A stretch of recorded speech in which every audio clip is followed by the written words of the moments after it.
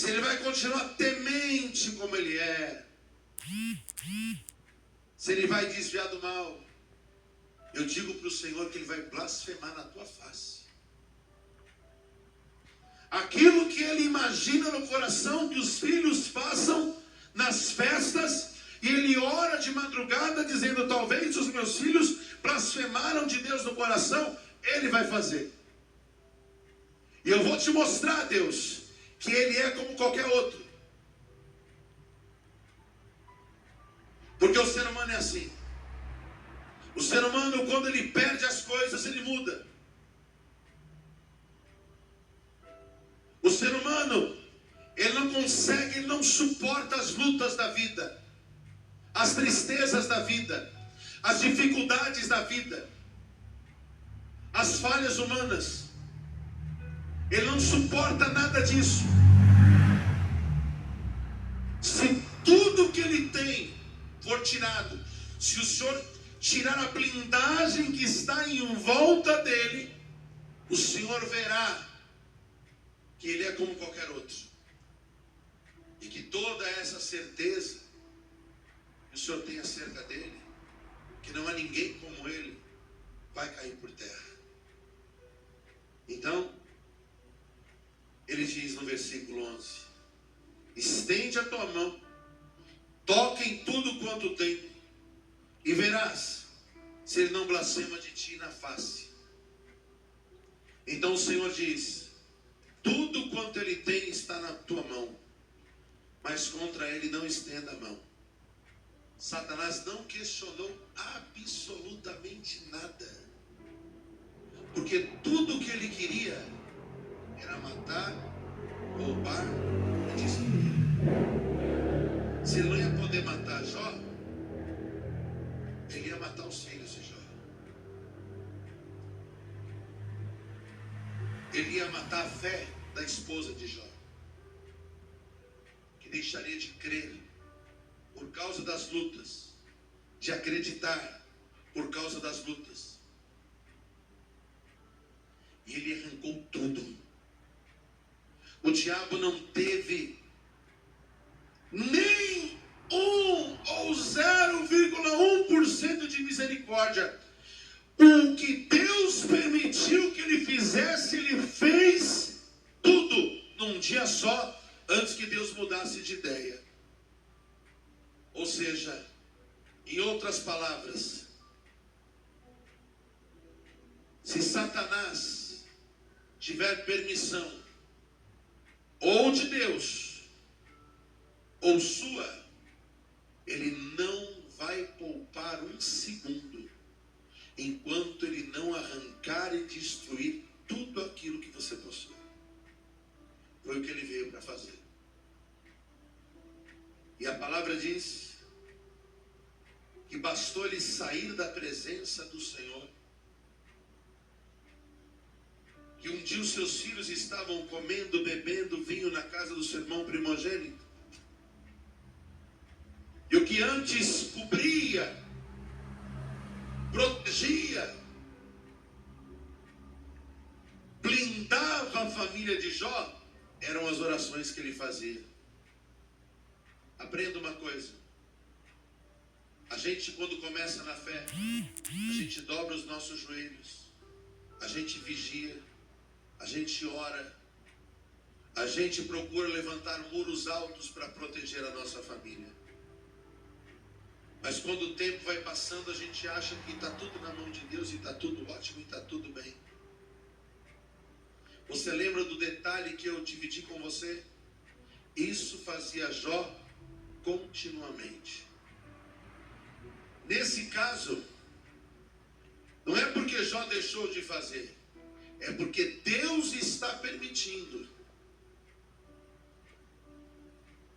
Mas às vezes Deus não permite. Quem permite é você. E o diabo vai lá e toca nos seus filhos, toca no seu marido, toca na sua esposa. Porque o diabo quer nos afastar de Deus.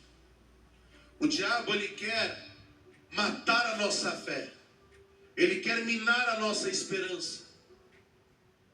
E uma das teses de Satanás, que não deixa de ser verdade, é: tire o que o homem tem e ele blasfemará de ti. Toque naquilo que ele tem, naquilo que o Senhor deu para ele, e o Senhor vai ver o que acontece. E não é uma verdade. O diabo é o pai da mentira. Porém, ele é o maior antropólogo que existe. Ele estuda o ser humano há milhares de anos. Ele entende o comportamento. Ele vai e ataca as suas emoções. Ele age nas suas fraquezas, com estratégia, a fim de ferir o outro lado. Ele ataca você na sua fraqueza, e aí ele vai e arranca de você o seu marido, a sua esposa, os seus filhos. O diabo não age aleatoriamente. O diabo, ele age com estratégia, com um jogo de xadrez. Então a primeira coisa que ele faz, veja só, prioridade. Diga comigo, prioridade. Eu não ouvi, diga prioridade. A primeira coisa que ele faz é nos filhos. Porque ele sabe que o que Jó tem de mais precioso não é o boi, não é o jumento. Quem está entendendo isso, diga bem. Não é a casa. O que Jó tem de mais precioso? Os filhos. Então primeiro ele vai nos filhos. Sabe que ele não vai na esposa também? Porque como eles são casados, eles são um só. Deus disse, não toque nele. Então ele também não podia tocar nela. Senão, ele teria tocado nela também. Você já parou para pensar nisso? Ou o diabo poupou a mulher de Jó? Não. Eles dois eram um. Então Satanás foi com ira nos filhos. E diz a palavra que o mensageiro chega e diz, os bois lavravam, as jumentas pasciam junto a eles, e eis que deram sobre ele os sabeus, e os tomaram, e os moços feriram ao fio da espada, e somente eu escapei para trazer a notícia. Estando esse falando, veio outro e disse, fogo de Deus caiu do céu. E é claro que você sabe que não era fogo de Deus. O mensageiro disse que era de Deus. Mas quem está agindo é quem? O diabo. Era fogo estranho. Queimou as ovelhas, os moços os consumiu, e só eu escapei para trazer a nova. Estando esse ainda falando, veio outro e disse, ordenando os caldeus 3 bandos, deram sobre os camelos e os tomaram, e os moços feriram ao fio da espada, e só eu escapei para trazer a nova. Você percebeu que o diabo pode usar pessoas? O diabo pode usar elementos da natureza. Eu quero que você comece a entender a autoridade que o diabo tem quando Deus permite ou quando você permite. Satanás, ele vai usar elementos da natureza, como o vento. Lembra do vento contrário? Na época de Paulo, que soprou, ou na época de Jesus, que dava no barco? O vento, o fogo, elementos da natureza. Satanás pode também usar a vida de homens. Olha aqui, os sabeus, ou aqui embaixo, aonde a gente leu, no versículo de número 17, os caldeus fizeram 3 bandos e deram sobre os camelos, tomaram, mataram todo mundo.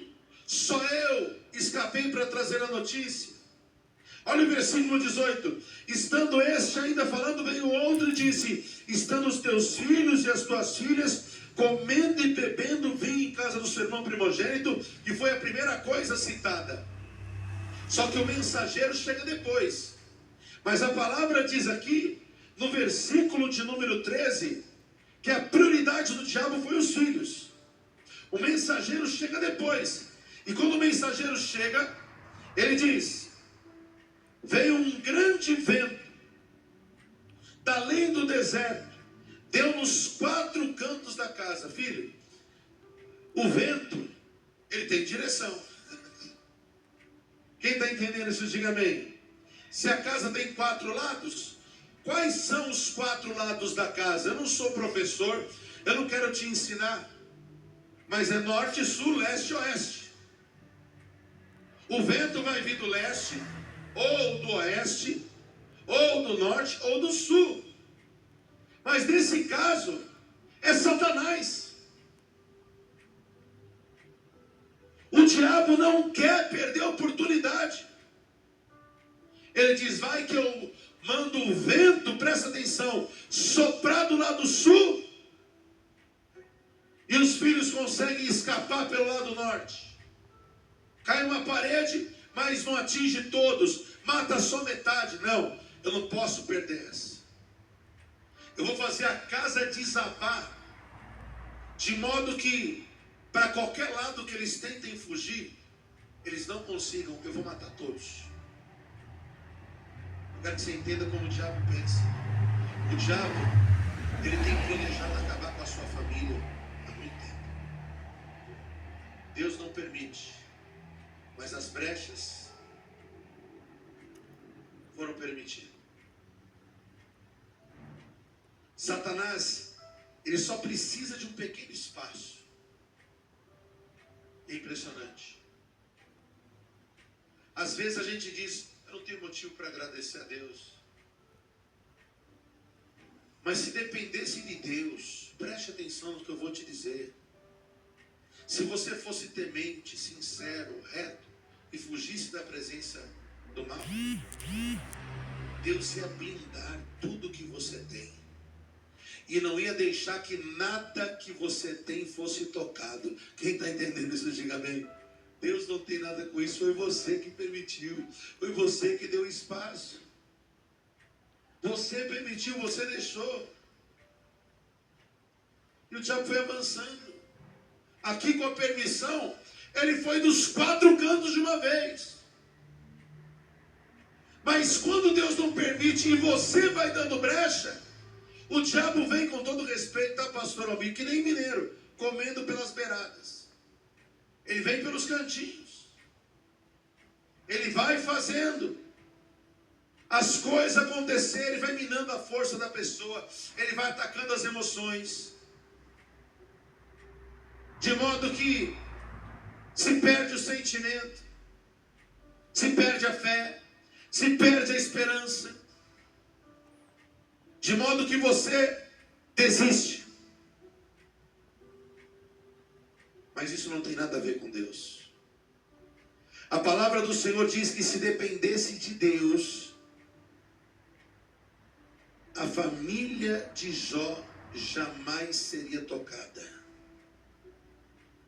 Deus só vai permitir no propósito de provar que Jó realmente era diferente. E para nos ensinar que se nós nos permitirmos, ainda que não sejamos um dos 3 maiores como Jó, como é citado no livro do profeta Ezequiel, se a gente se sujeitar a Deus, resistir ao diabo, ele vai fugir de nós. Ele não vai roubar a nossa família. Ele não vai destruir o que você tem. Ele não vai tomar o que você possui. Porque você estará debaixo da blindagem de Deus. Mas o que a gente veio fazer hoje aqui? Agradecer. E aqui está o final da história. Você já leu o Salmo 23?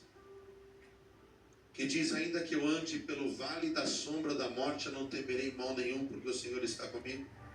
Jó dizia: eu sei que o meu Redentor vive, e Ele vai se levantar por mim. A fé dele não foi abalada. A esperança dele não foi abalada. Ele não blasfemou. Você diz: eu estou num culto de ação de graças, mas eu vou agradecer o quê? Eu vou agradecer o quê? Olha o que diz a palavra. Jó, em um dia, ele perdeu tudo que ele possuía. E o diabo então sentou no seu camarote especial